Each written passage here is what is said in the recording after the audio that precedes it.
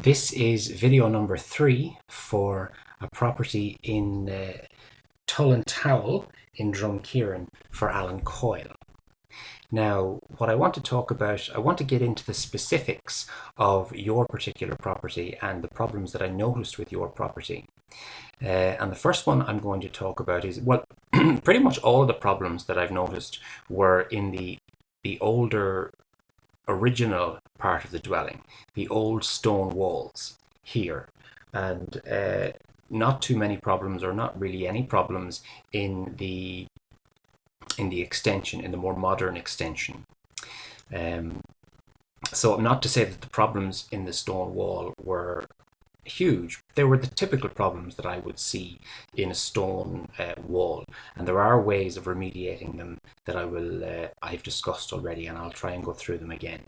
So the first thing that I want to talk about is some of the rising damp that's happening in the old stone walls here. So I've included this plan so that you can see the locations where I was particularly noticing the rising damp. I've just noticed, I've noted it here as RD, rising damp. So there was rising damp here and rising damp here. This is in the front room. There's some in the back room, some around the chimney and the internal wall, and there's rising damp over here. So I think I noticed the rising damp around the chimney more so than I've noticed it anywhere else, because the rising damp, the walls of the rising damp, they're not dry lined. Because they're not internal, they were never dry lined with insulation. Now, all of the other walls have been dry lined internally with insulation.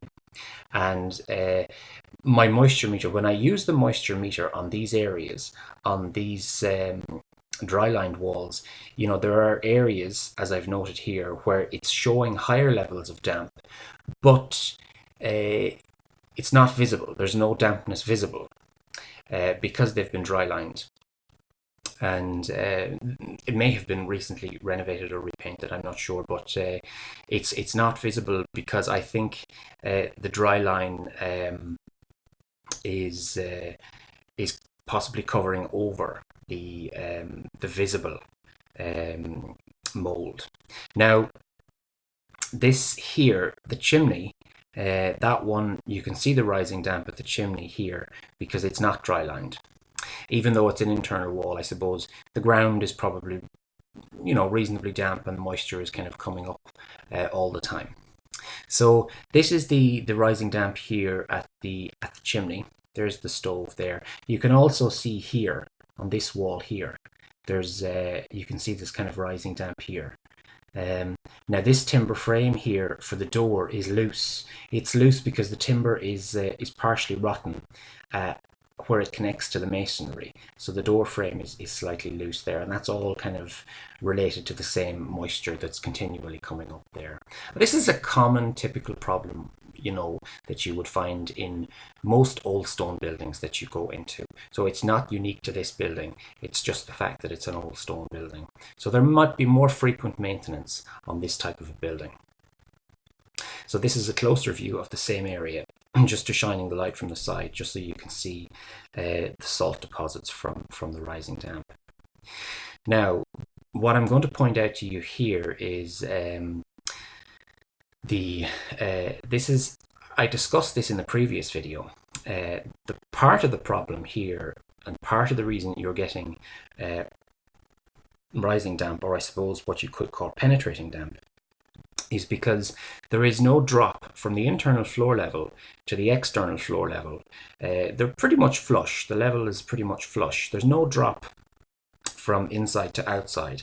And ideally, throughout the entire building around the perimeter, there should be a minimum 6 inches or 150 mil of a drop, which will prevent dampness from penetrating. So that's if you had noticed in the future that you said, the rising damp is a bit of a nuisance, we'd like to try and, the next time the building is renovated, maybe in 10, 15 years, maybe you might decide, okay, well, we'll try and prevent any dampness from coming in, and we will try and lower the level externally, possibly put in a French drain. So Now this is around the rear of the property. The other what happens around here is you can see there's a kind of a rise in the external level. This is the gable wall here, and just where it comes around the back towards the oil tank, the ground steps up by a couple of 100 millimeters. So what's happening here around the back of the property is the ground level is actually higher externally than it is internally. It could be a couple of 100 mils higher, and that that can cause a problem with penetrating damp. Now, as I say, like, there's not a huge visible problem here. Like, when you look at it, you can't really see the penetrating damp, and I think that's because it's dry lined, and that will, I suppose, prevent the problem from being directly visible. But my moisture meter indicated that the ground around that area is slightly higher, or the moisture around that area is slightly higher at low level. Now, this is just another view showing the step here. So there's the oil tank, and you can kind of see from this photograph, the ground rises up here about 150 millimeters. And I'll point out, just because I'm at this point now, the fact that this ground is higher, that's causing a problem. But also the fact that the ground back here is much, much higher and sloped up, and the building has basically been cut into a slope. And this tight slope, it's very close to the building. So the ground water table will be higher here. It'll kind of follow the contour of the land. So that will sort of make this area down here a little bit more damp. And it's not cheap or easy to rectify that problem. You might not want to do that, because I mean, if you were to kind of excavate the ground and provide a wider path around the building, maybe of 3 meters or something, that might reduce the ground level, but it's relatively expensive because you have to get a machine in and you have to remove a lot of material from around the back. So it's generally not something that I point out, but I just want to point it out in this case. Now, apart from the rising damp, the other thing that I did notice was there was a lot of floor condensation. I've noted the floor condensation here as FC, floor condensation, and that particularly noticed a large amount of floor condensation in this room here, and in even in the newer construction here, in the extension, I've noticed floor condensation here in the utility and in the bathroom. And if you'll notice, all of those areas are towards the back of the building. The back of the building, where the ground is potentially slightly higher than the internal floor, and you have this large bank build up, and that's going to be part of the problem. So if I move on to the next page, you can see here, well, it's difficult to see in this photograph, this is this corner here. That's what you're looking at there. If I move in for a closer view, now you can see here those droplets of moisture on the floor, and I ran my finger through it here, so you can see how much moisture that's there. And initially when I saw it, I thought, good Lord, that's a lot. Now if I move on to the next page, this is the other side of the room. That's the gable wall there, and you can see here the moisture on the wall. That's not now it's different to penetrating damp. That's not penetrating damp. I think that's just condensation on the wall, and there's floor condensation here as well, and I ran my finger through it there, so that's all floor condensation. There's a lot of mold growth here on account of that floor condensation. You can see the mold growth here from that floor condensation. So this is happening, and I think the problem, I mean, it looked initially, when I looked at it, I thought that's very bad, but I think a lot of the problem is that this house had not been occupied for 2 months, because Anne uses it as a holiday home, and she hadn't been there. She hadn't been back for about 2 months, so she hadn't had the heat on, I don't think, for about 2 months. Now, she may have had it on slightly, but when I came in, she had had the heat on all morning, because she was there to greet me that morning. She had a heat on all morning, and I suppose when you have warm, moist air in a building meeting a cold surface, this is what happened. You get condensation.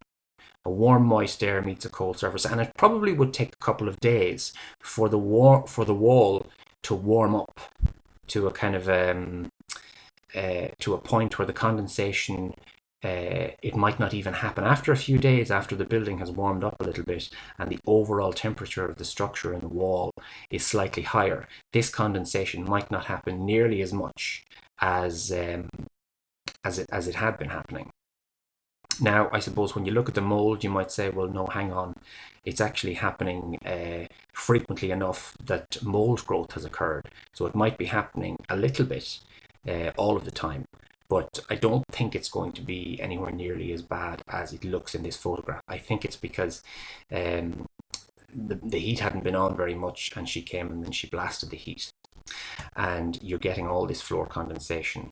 Like if the area was carpeted, I might not have even noticed it. But I suppose I'm noticing it because it's tile here and there's tile here. And I think that's one of the reasons that I'm noticing it. And again, I was noticing it in the bathroom. If I go back here, I noticed it in the bathroom and I noticed it in the utility room because those areas are tiled. So I don't think it's as bad a problem as it looks, but it's you know, it's going to be, I suppose, it's a slight problem. And I can't even say it's a problem that's going to be unique to the stone building, because it's also happening here in the utility room and in the bedroom. So I don't think it highlights, I don't think it highlights the fact that there's no insulation in the floor, because there should be insulation in this floor anyway. And if it's happening in this floor, there's possibly, I presume this concrete floor was removed during the renovation and insulation was put down and then it was relaid. I'm not sure, but I presume insulation was added. But even so, you're still getting little bits of floor condensation. And again, I suppose two things. The fact that the area was tiled was one of the reasons that I noticed it. And otherwise I may not have noticed it. And the other thing is, I would clean up this mold growth. I would make sure and clean it up, because mold is bad for your health. So I would clean that off and get rid of it.